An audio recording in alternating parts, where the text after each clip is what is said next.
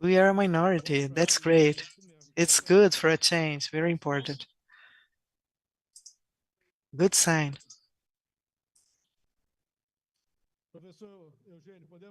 Professor Eugênio, could we start? Bruno also watching our panel. Thank you.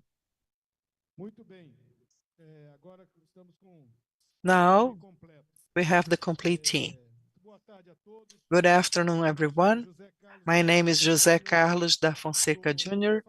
I am the co-moderator of the Legal Amazon Consortium, the coalition of climate, forestry, and culture, and I am the executive director of the association that is representing the sector of planted forestry in Brazil. And we are together here to debate about this very important topic in Brazil, in the present and in the future, and for the Amazon, which is an interest focal point for all Brazilians and all the planet.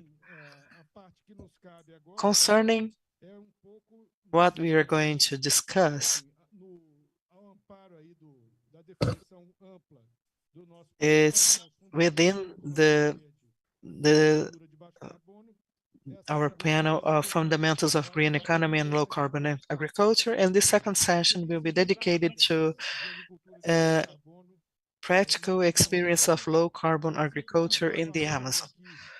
So since we have this very interesting audience coming from the other debate, I'm going to start without further ado.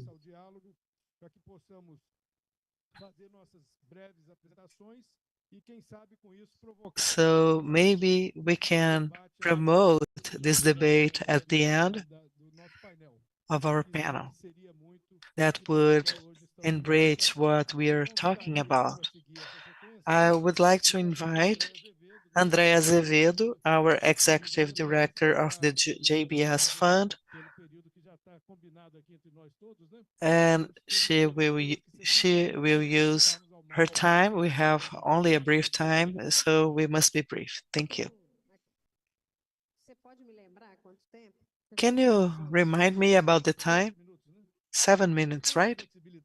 But it's a little bit flexible. Okay.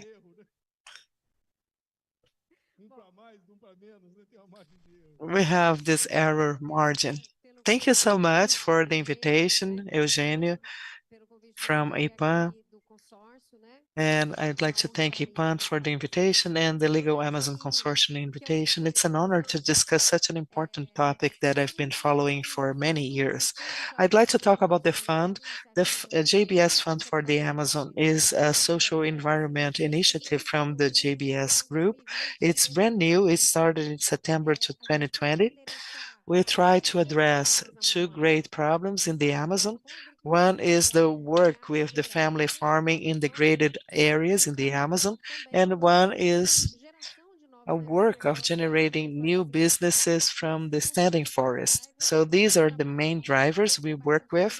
We also work with science and technology. We have Embrapa with this project with us concerning the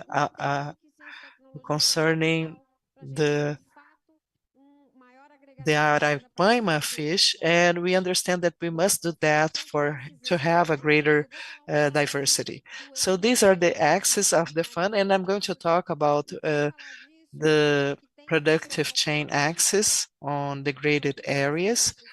And in this work with chains, we have some assumptions. The first is that we work for preserving biodiversity. The second assumption is that we work in the sense of reducing social inequalities and land inequalities. And the third is the stimulus to the traditional knowledge and scientific knowledge. And the fourth is the stimulus to new business so that they can be implemented in the Amazon, not necessarily all from the Amazon, but they should be at the Amazon. So these are the assumptions conducting our work. So we have a great challenge, which is the challenge of the chain as a whole.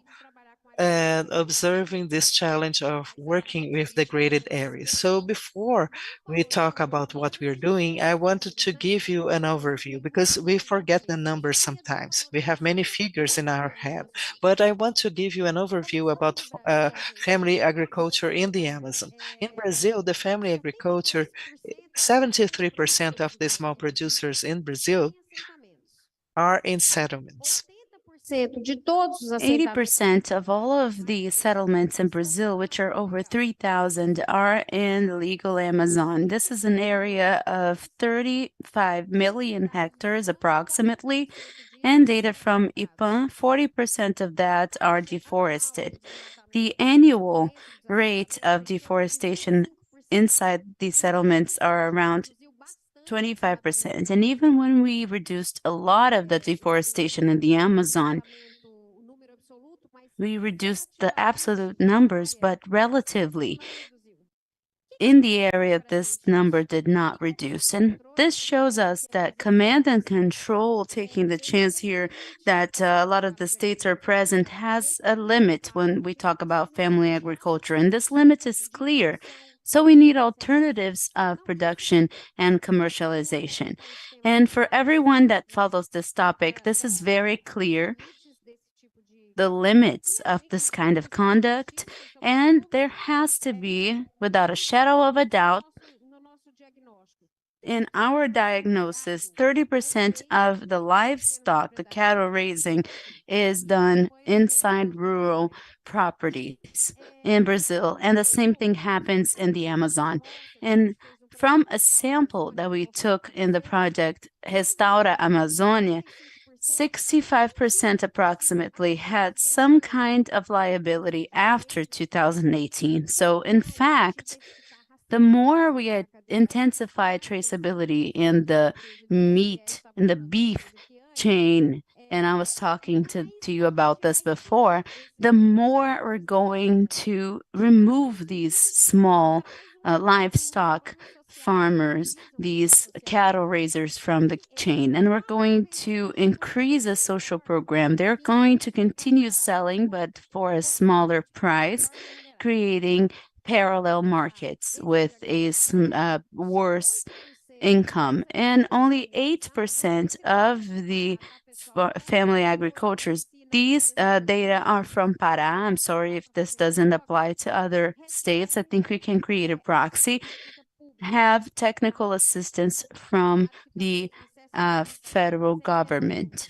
They access private assistance, but in a smaller number. After this diagnosis, the question that comes up next is, which are the incentives or leverages to change this reality? I think you talked about this in other panels, but it depends on the perspective. From the perspective of the farmer, for him, it is an increase in income. This is an incentive that they have to change the situation. From the standpoint of the public agent, the standpoint of the state, I believe there are two great incentives. One of them is reduction of deforestation, and the other one is income increase as well. And from our standpoint, the standpoint of civil society, it is about creating low carbon models that can be scaled. These are the incentives for the main actors that are involved. But looking at the farmer, the main actor, and a change agent in this process, the incentives are the first one and the most important one that we mentioned here is the technical assistance. Rural extension, I would call it. But technical assistance is the main thing that should exist. This technical assistance should exist not only in quality, but there's a key thing. It should exist in continuity. There should be a continuous technical assistance and not only occasional technical assistance when the politics is favorable. This is not the way that we're going to create an agro-environmental country.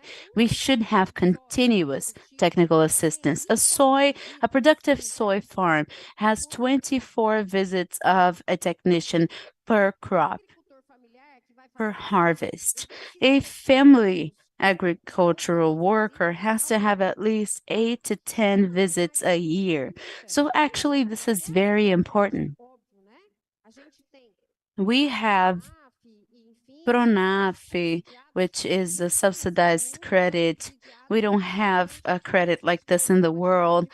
It is a very important credit, but we have a huge difficulty in accessing this credit. We had a meeting in Brasilia where I was present, and the associations and the cooperatives said if we don't have alternatives that are parallel to that, we're not going to get any credit.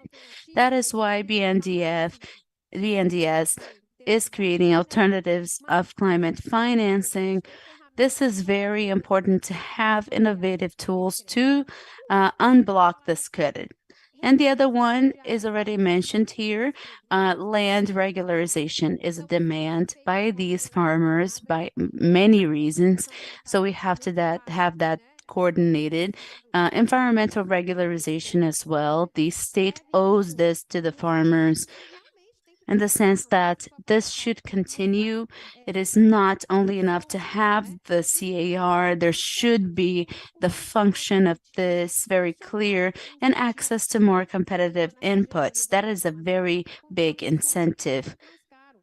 The Transamazonica producers are buying inputs 30% more expensive and active access to the diversification of production. We cannot talk about monocrops to family farmers. Everybody who understands about agriculture knows this. Family farmers cannot only live off of cattle raising because the small area that they have has to have resilience. So you cannot only have one crop or one type of cattle raising. We are working with the Solidariedade Foundation in Transamazonica, trying to look at the property with a more landscape focused view, working not only on production, but working on public policies.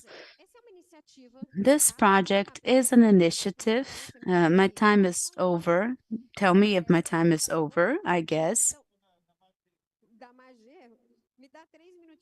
Give me 3 minutes to talk about the project.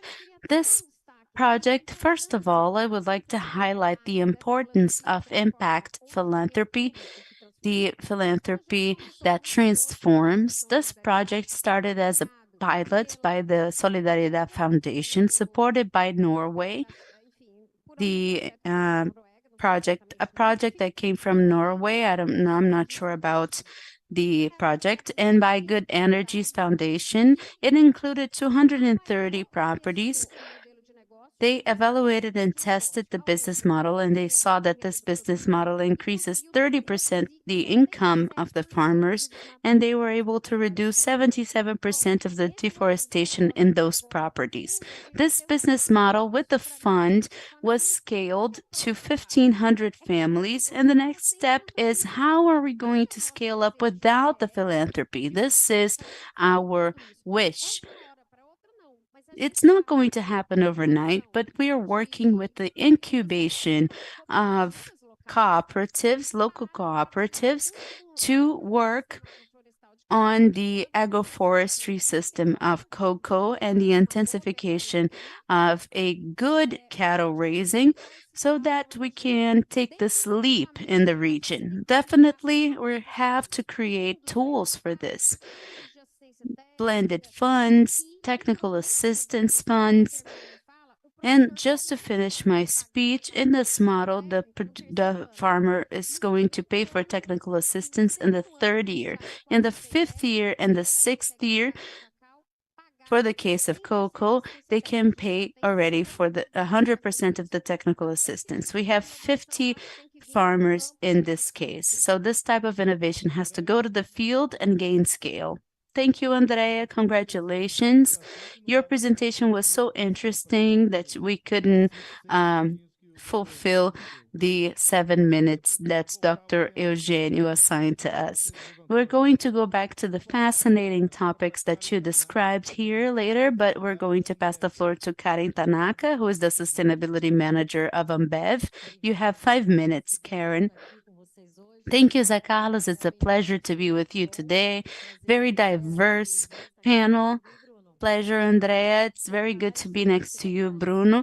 I am Karen. I am the Sustainability Manager of Ambev. My focus is the climate action in the company. I represent hundreds of colleagues. Today, Ambev has 11 sustainability managers. I am one of them. We have a management only for agro, we have a management for forests, and so on. These are not trivial topics, but the company gives the proper importance to all of them. I'm going to bring the general strategy of the company and a little bit of what we have done in and the Amazon, especially with our national passion, which is the Antarctica Guarana. We have the five great goals that we call the 100% goals: 100% of renewable energy until 2025. This is already reached. But, 20% of reduction of emissions. We have the goal of 100% of our farmers and direct producers empowered, connected, and financially empowered, especially. We have 100% of our small entrepreneurs with the tools for their development. In relation to packaging, we have the goal of having 100% of our packages returnable or mostly made of recyclable materials. We have a lot of people that use the term recyclable. Almost everything is recyclable, but we're talking about the recyclable materials in the origin. Many of our goals have to do with our work in the field. Our strategy is called From the Field to the Cup. So it goes from the production of sugar, production of guaraná, production of barley, rice, everything that goes into our products, from logistics, from malt production in 43 factories today. And when we leave the factory, talking about our logistical distribution, going to our distribution centers, from the distribution centers, we have the biggest electrical fleet of trucks in Brazil, with 225 electrical trucks on the roads being fed by renewable energy within our distribution centers, and reaching the bars and restaurants with our network of 1 million points of sale in Brazil. In these points of sale, probably you have seen a fridge with Guaraná written or Brahma written. These are all accounted for in our emission inventory. Since our product is consumed cold, we have to account for those emissions. We have 251 fridges, and we exchange those fridges to consume less energy at our points of sale. And when you go to the market and you buy our beer that is not cold, I also account for the energy that is used by your fridge. So we follow science, we bring updated information. Every year we have a better inventory. It is not perfect, so this is our job to improve our inventory. When we talk about our strategy from the field to the cup, the route is the field. And I would like to bring the example of the Guaraná from Maués. Maués produces 100% of our Guaraná. It is sold as the Antarctica Guaraná and our Quat Guaraná. It is the darling of Brazil. We're going to have the sweetheart of Brazil. We're going to have the advertisement for the World Cup soon. And we have a multi-stakeholder work in those communities that with amazing deeds, environmental and social deeds, and impact and biodiversity. We're talking about 5,300 people being impacted every day with social and economic gains calculated by our association. AGM Guaraná from Maués Alliance has the support of local government, the support of Dizan and other organizations. We don't do anything alone, and we don't like doing anything alone, and that makes us stronger because we bring a support ecosystem. We have the knowledge of each one of those associations with us. So we're talking about a project that maintains the tradition of those families regarding planting Guaraná. We're talking about over 380 products from the region that we purchased, thinking about inputs for other products. I don't know if you've seen Colorado, which is one of our beers. We bring some Amazon products within our beer. We used cupuaçu, we used the Amazon honey in our beer. We bring this wealth to the consumers all over Brazil in our products. Regarding social gains, we're talking about capacity building, training to midwives, to cultural groups, to projects with children, projects with traditional peoples in the region, indigenous people, quilombola groups. This is just an example of what is possible, of what works. This gives us profits, it gives us returns, and we have more visibility with these projects, which is a way for us to preserve and produce sustainably, bringing the Brazilian value to a product that brings us international fame, and we're never going to stop doing this for Amazon. It is a focus of interest for us. We're looking at other cultures in the region to include them in our products. In the future, you will see some products with other flavors of our region in Amazon. Thank you, Karen. Very interesting your lecture. You had a subtext in your speech, which is talking about beer at 5:30 p.m. in Egypt, and nobody left the speech looking for a beer. The right thing would be having a fridge with some beers here. Everybody is invited to get to know our operations, and the factories are open for visitations. I would like to. Let's continue now, passing the floor to Isabel Garcia Drigo, the manager of climates and emissions of Imaflora. Isabel, you have the floor. First of all, thank you very much for the invitation. Thank you, Ipan. Thank you to the consortium of Amazon. Thank you to the governors. Very interesting, your perspective. I have to stand up.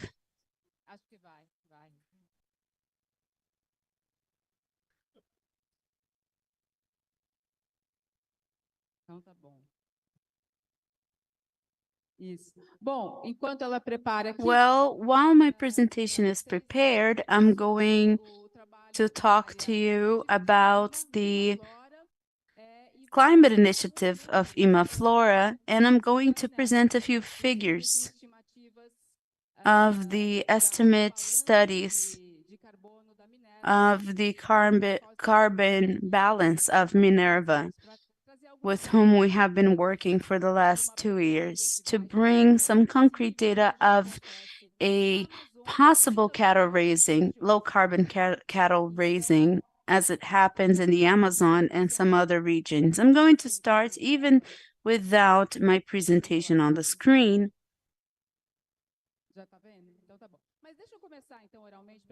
Let me start without the presentation. As you know, Imaflora is a non-governmental organization that has worked in the sectors of cattle raising and forests for over 27 years. We have worked with the traditional populations in the Amazon. And our initiative, our climate initiative, has happened for over 10 years. We have a strategic work group in advocacy and knowledge. We have the systems of emission estimates for greenhouse gases in many sectors. Imaflora works in the area of cattle raising.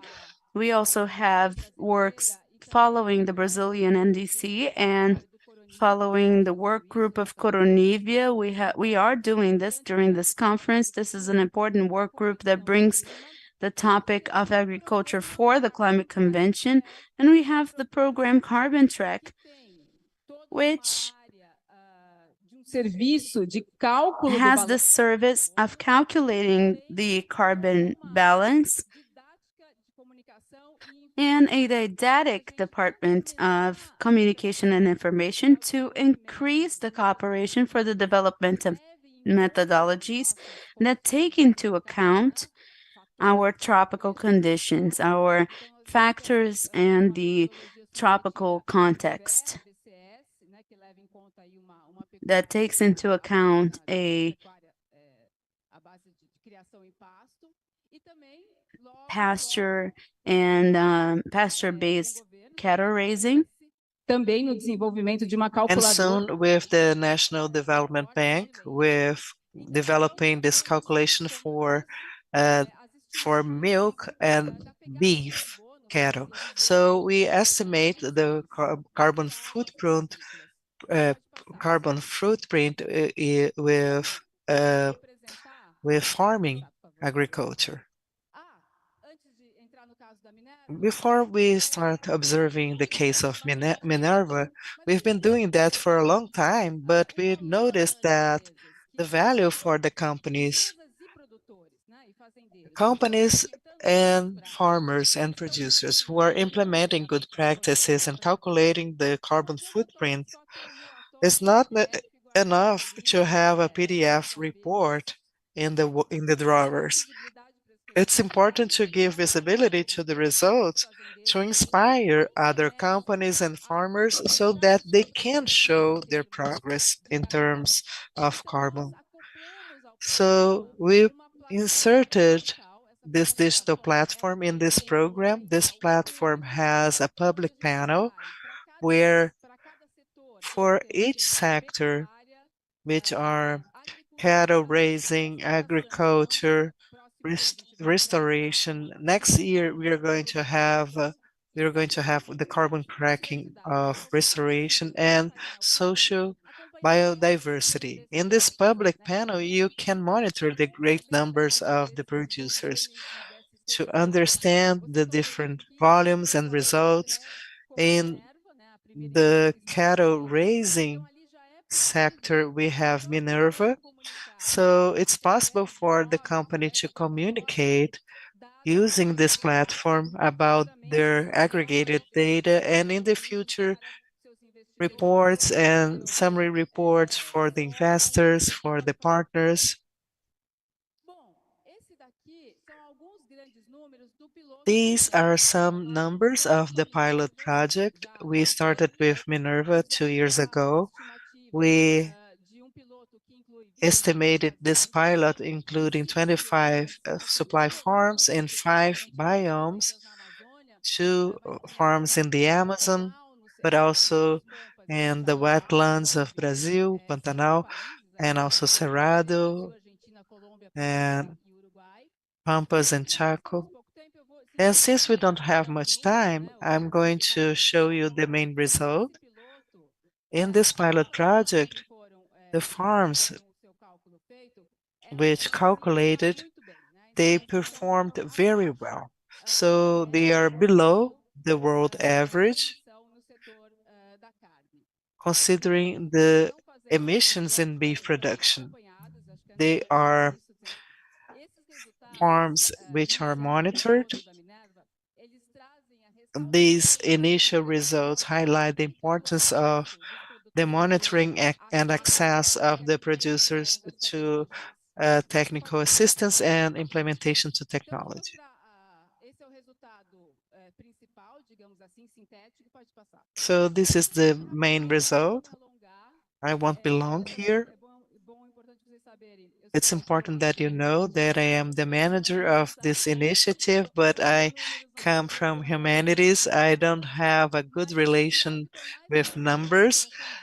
So this chart is just to show the set of farms and that 2 of these farms are in the Amazon. You're going to observe the leaves, the green leaves. They are farms in Uruguay and other countries that had negative results in terms of carbon, which is something very positive when we talk about carbon. And I'm going to highlight 2 important aspects. We had the pilot with Minerva with 25 farms, and we move on with this project. We have the Renave project. Minerva is working with with its provider, and we are enhancing the number of farms with calculations, and they are going to be monitored year by year. The data will be available in a aggregated way in the public part, and also the companies have their own panels within the digital platform. And with the login and password, they can see all the farms being monitored, and we monitor year by year. It's a big database, an important investment we had with this company. It's an investment in partnership with them. So Minerva is still monitoring, and we have more farms now. We have 3 new farms in the Amazon being calculated. The first year was calculated. They still present a good performance in terms of carbon. And here we have the highlight, which is Curumbiara Farm, to show you what is the cause of the good performance. It's the use of technology and good practices that we have nationally in the ABC plan. And it's very important to remember that in this sample of this project with Minerva, all the farms are deforestation free. But that is highlighting to us, and we've talked about that with Minerva, is the challenge of providing scale. Pilot projects are important. They are made with the most engaged producers who have the conditions, but to provide scale, the public-private partnership is very important. So we have to have the work of the company and the public policies working. For the technologies which are present in the ABC plan, so that they can be implemented in scale to transform this farming in what is a cattle raising, is a restorative cattle raising, the right cattle raising that is going to use the best practices. So that's it. And you may see this envelope with the entire study, with the methodology. You have a card here you may find on the website of Imaflora. Thank you so much, Isabel. Excellent presentation. Very interesting. Everybody is tuned. Now we are going to listen from the National Development Bank Director, Bruno Aranha. They've been mentioning him in other presentations and the National Development Bank as a partner. So you have the floor, Dr. Bruno. Thank you so much.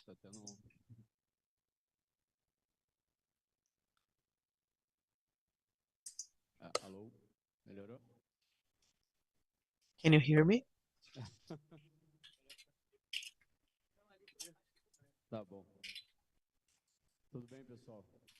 How are you, everyone? It's a great pleasure to be here. Thank you for the opportunity. I'd like to thank the Legal Amazons Consortium and IPA for the invitation. Thank you so much. I'm here with crack professionals and our important business partners. So you've mentioned the summary of what we must do to transform the reality. First, we need innovation, new solutions to solve the problems. We cannot solve the challenges and use the best opportunities without new tools. So we must innovate, and we need partnerships. Each one of us has a different knowledge, and we have to put them together in the same pot in order to innovate, to work together. together. And these two principles, innovation and partnership, are guiding the National Development Bank. When we talk about innovation in our financial institution, we must work with new uh, financial instruments, but not from the standpoint of credit, because there's credit around. You have credit lines and subsidized credit lines, but the farmers are not able to reach it because the problem is complex. So the National Development Bank is having this holistic look from the territorial standpoint, thinking on how BNDES can help beyond credit.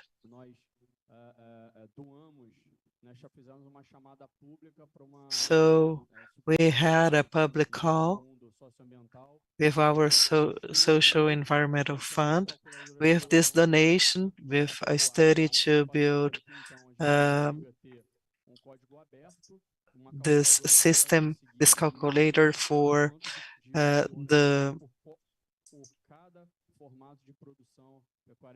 cattle raising sector, but also for the dairy sector and the entire national territory. And then we will be able to identify the best practice, and from the best practice, we must channel the best resources so that you can have the proper uh, development.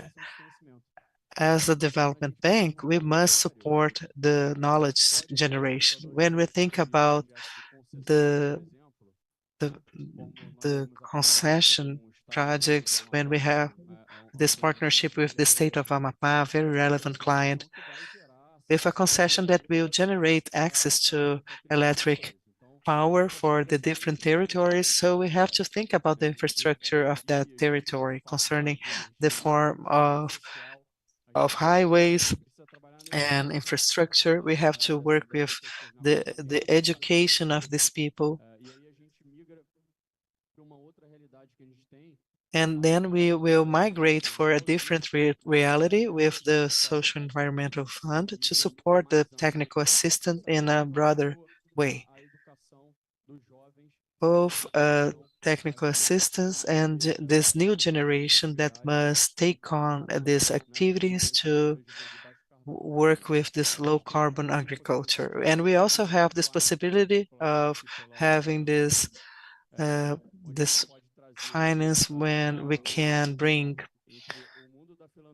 the world of philanthropy and the world of the financial market. So we bring this philanthropy capital for technical assistance, and we can also bring this commercial capital for this guaranteeing fund to mitigate the risk of other institutions so that the finance can go to the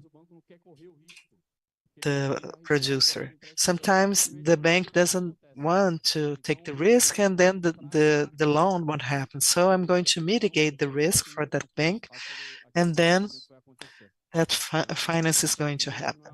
So sometimes we should work with the issue to make it flow. And we also promote innovation in different ways. We have this very meaningful work in terms of funding, and we can work differently. We have the traditional funding, but we also have other tools of CRA in the market so that we can understand how the money can come to the ground when we are working with different companies. We are here with Ambev, JBS, and with this ability of purchase so that we are able to fund the chain so that the resources will come to the end so that we can access this cheaper resource in the long run with the counterpart of sustainable activities and other initiatives such as premiums and awards. And we are able to give visibility to relevant actions. We have the Sustainability Award. We launched that last year when a great part of our clients was competing, and Ambev has uh, has won this sustainability award with the work they've been developing. So we must induce them so that they can improve and fulfill this sustainability journey we must thread together. So this is a financial perspective in this broad perspective, working with the regulating framework. And in the case of the calculator we developed with MAPA, it's a joint initiative. So we join efforts. And again, we need to make the difference. We must innovate and we must do that in partnership. There's no one here among my colleagues that will be able to solve the problem alone. Only together we are going to turn this key and make Brazil tap into this opportunity that we have ahead in this journey for this carbon neutral economy. Excelente apresentação. BNDES. Excellent presentation, Director Bruno Aranha. As many presentations that came before yours. And to conclude our panel, we're going to listen to Gustavo Vittorio, Fiscal Auditor of the Financial Ministry of the State of Maranhão, Financial Secretariat of the State of Maranhão. I'm going to present something. I'm so sorry I have to make you stand up again. Good afternoon, everyone. He says, I'm an auditor of the Financial Secretariat of the State of Maranhão, but we work with several other secretariats of the state. I developed a system to monitor agribusiness and especially the production of soy and corn of the state of Maranhão. The state of Maranhão is between the 9th and 10th biggest producer in Brazil.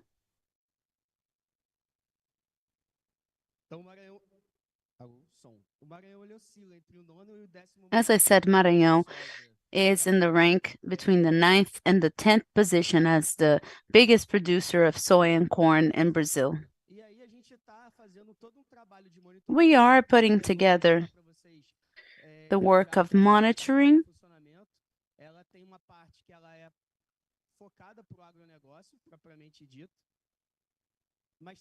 It is focused on agribusiness, but it is also related to the native vegetation. We are already using technology, artificial intelligence, algorithms to identify and estimate productivity, and I'm going to show you how it works. Pois é, a gente tem vários dashboards, né? We have several dashboards. One of these views is the state view. We can estimate productivity via the system to see what the system is measuring and also compare with the estimated data from CONAB and IBGE. The video is going to go a little faster because of the time. We can also break down to the municipal level according to the crop. We can select the crop and the municipality, and we can see these crops per municipality, comparing the data with the IBGE data and the CONAB data for the municipalities. This is the dashboard that shows this productivity. We can select the municipalities and visualize the harvest that we choose to see what is the production and productivity in that municipality. We are in the implementation phase of the system. We are finishing this year, but we are running this system for homologation. And we can also break down to the property level. We can select the crop according to the year as well, and we can measure the productivity of that farm specifically. So we have the data declared by the producer on how much he produced, but we can also measure with the system how much is being produced in that farm. This is the view that we are having of the production of each farm, so to speak. And we can select the property.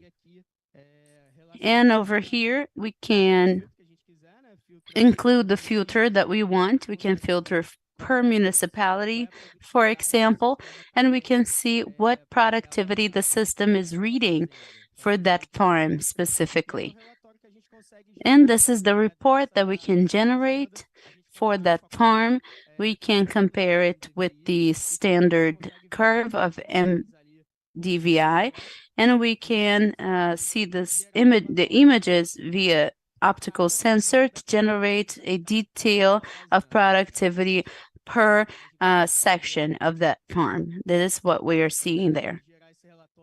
We can generate that report and we can get high resolution images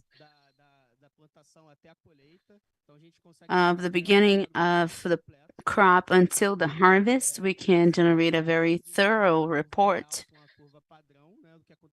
This is the analysis of the real curve and the standard curve for what happened in that section. We are still measuring the error margin of our system, and so far we have an error margin of 10%.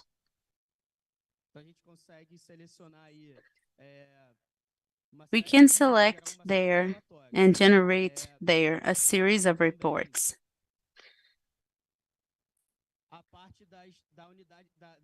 I'm also going to show the production that is monitored in the state. So the system uses artificial intelligence to identify the areas where we have soy and corn crops. This is what the image is showing to us. It generates the statistics of what is the production of each municipality of the corn crops in each municipality. So we select the harvest year and you can follow and monitor the production. We are able as well to see the property that is monitored. In green, you can see the properties that are registered in the system, and in red, you can see the properties that are not registered in the system yet. Here we can see the traceability for the production. It's important to mention that we are working with traceability. We compare the records that we receive from the farmer with the SICAR records. We cross-reference the data from IBAMA, from SemiBio, and we can see if that production is within an area that shouldn't have a production, for example. So this production from Maranhão is being traced, because it's important to mention that because the beef traceability was mentioned here, but in Maranhão we are tracing soy and corn, which are the biggest crops. To finish, we are in this final phase, which is the identification of those properties. We're working with a low carbon agriculture, incentivizing the farmer, because there are gains in production and productivity, and we're going to be able to measure and monitor in the system how much that farm is producing via traditional systems or via low carbon structures or lower carbon systems. This is our next step via the monitoring of native vegetation. Thank you very much. Thank you very much. Very nice, the system that you have developed in Maranhão. Congratulations.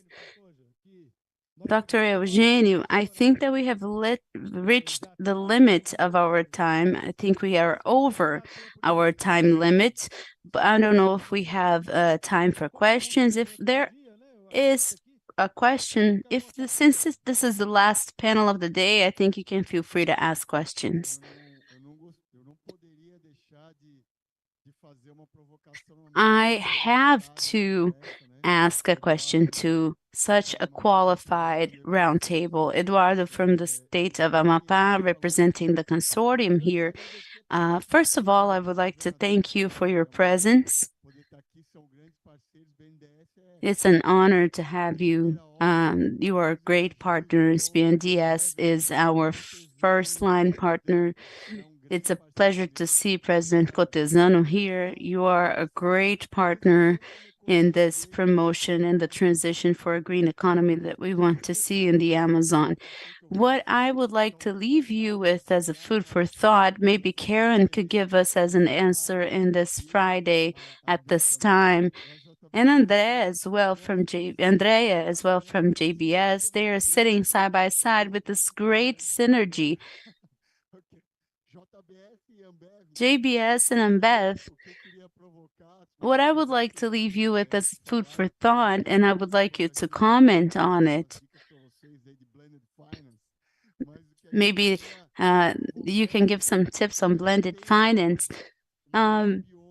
Today we have the biggest forest tropical biome in the planet, with 60% of the territory in our country, almost 30 million, a little more than 15% of the population, nas exportações. participation of 1% of bidding, GDP that is not even 10%, population that is under the line of poverty. Most of the population is under the line of poverty.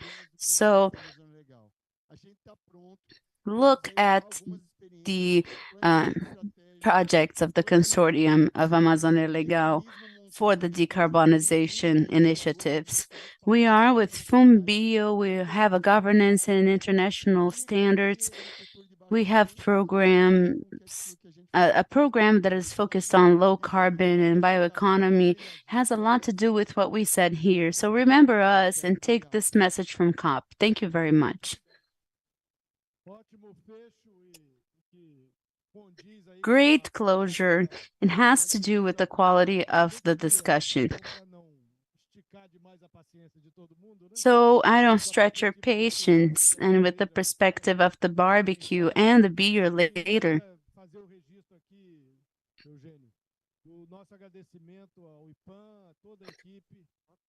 I would like to extend my thank you to IPAN and the whole team for the organization of this event. Thank you very much for this dense and concrete discussion. I would like to send you a special greet to our friend Andrea Guimarães, who is not here, but probably he's watching from afar, our dear friend, the General Director of IPAN. And I would like to thank the consortium of the coordinators of Amazônia Legal for the initiative. Thank you for welcoming us in this debate. This debate has to have consequences. There's no sustainable development without considering people. It's almost 30 million Brazilians in situation of vulnerability and living the biggest paradox.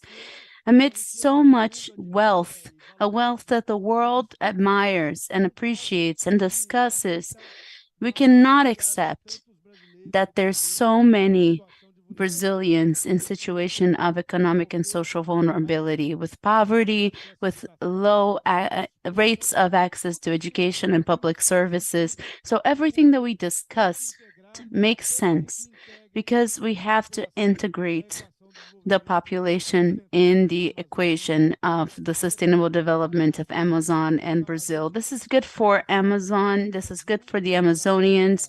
This is good for Brazil in this challenge of overcoming the burden of social inequality. And this is paramount for the world that admires Brazil and its resilience and its capacity. We've preserved this Amazon to the extent that it is for 500 years, and now it's our responsibility to take the legacy of the Amazon and make it sustainable for the ones that are coming after us. Thank you for the initiative. I think we can wrap it up, unless Eugenio has some words. We have a small cocktail after this. It's almost barbecue and beer, but it's not. We have some cocktail for this Friday. Thank you very much. Do you like to say a few words? Would you like to say a few words? Thank you.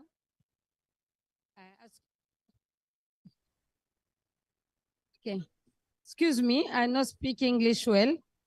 Je ne sais pas si I want to take one person to help me to talk in English. I don't know. I have a... Je peux parler en français. Ok, merci. Bonjour, je suis Madame Fidelia. Je suis Madame Fidelia Bissimois de la République démocratique du Congo. Je viens de la province du Sud Kivu, là où il y a toujours les massacres. Je suis venue ici parce que je vis que c'est l'Amazonie. Ah. Hein?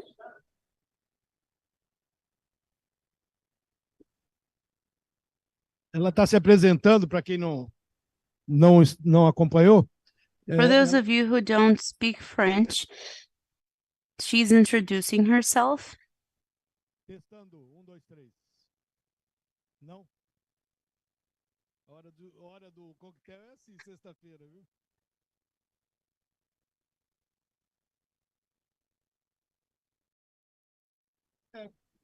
Je peux parler? Oui, alors je dis que je suis venue ici parce que j'ai trouvé que c'est l'Amazonie. L'Amazonie, c'est une grande puissance telle que la RDC. L'Amazonie est la première, la RDC vient juste à la deuxième position. Et nous, la RDC, nous sommes la solution presque du monde entier. Nous donnons la vie à travers l'oxygène. Mais nous avons une population qui est en train de souffrir. Tout ce que nous avons comme richesse, on ne parvient pas à capter nos gardiens, la population congolaise qui protège l'écologie, qui protège la nature, qui protège le climat, est en train de souffrir et mourir. Alors, je viens ici parce que je sais que nous sommes une force. L'Amazonie et la RDC, c'est une force. Si nous nous mettons ensemble, nous pouvons aider le monde à aller de l'avant et à survivre. Maintenant, comment est-ce que nous, qui donnons la vie à l'humanité, mais nous ne sommes pas protégés? Nous ne sommes pas protégés. Nos enfants sont en train de mourir. Ils ne mangent pas. Nous protégeons, on nous dit non, n'exploitez pas. Et pourtant, nous sommes très pauvres économiquement. Nous sommes riches en nature, mais pauvres en espèces.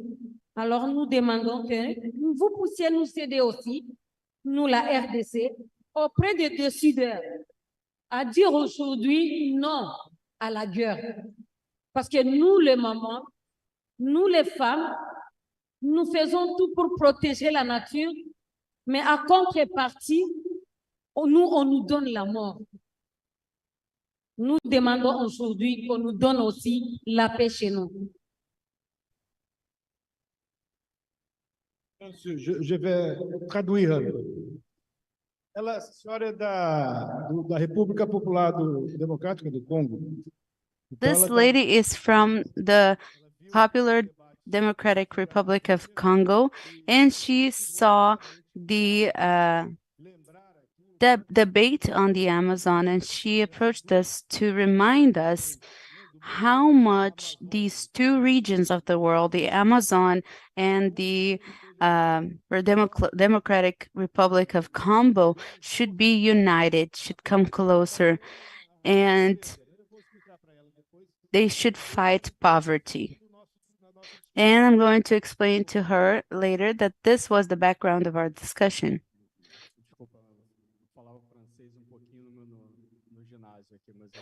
I'm sorry, I spoke English during secondary school. I would just, afterwards, you can help me. I would just like to say that recently there was an announcement by the coalition between Brazil, Congo, and Indonesia in the sense of adding efforts from the countries that have the biggest rainforests in the world, tropical rainforests in the world, the countries where the forests are preserved. If I'm not mistaken, it's 15% in Brazil, 15% in Indonesia, and in Congo, if I'm not mistaken, it's 10%. So it's extremely relevant. We are already doing this at a federal level. I think we have to do the same, and we have to join our interests so that we can generate this sustainable development through the forests, leaving this idea of having the forests as a liability. I think this is already happening. We have to accelerate this. We have to share knowledge. We have to share experiences and exchange among the countries what is working. And why not share with Congo these good practices so they can replicate them? Just to give you this context, this recent context. Le monsieur, c'est le directeur de la Banque nationale de développement social et économique du gouvernement du Brésil. Il a dit précisément que part de nos débats ici, de nos discussions, était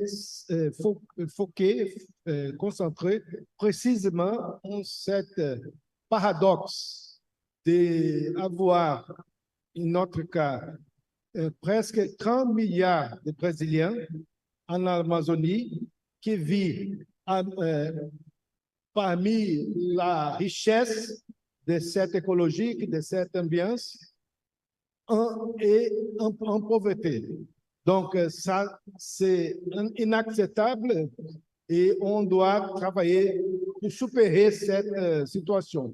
Il a dit aussi que le Brésil, le Congo et l'Indonésie ont ensemble signé un protocole quelques jours, 2 ou 3 jours avant, pour lancer une initiative à travers laquelle les 3 pays se mettent ensemble pour travailler en conjoint pour supérer, pour faire valoir cette félicité d'avoir le 3.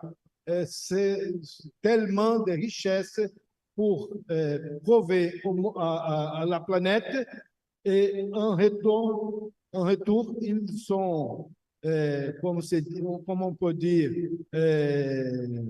ils méritent de recevoir le reconnaissement du monde entier.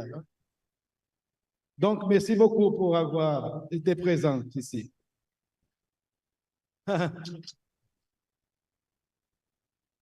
Muito obrigado. Nós podemos encerrar. Agora temos coquetel ali. Por favor. We can wrap it up. So we can wrap up, and we have a cocktail.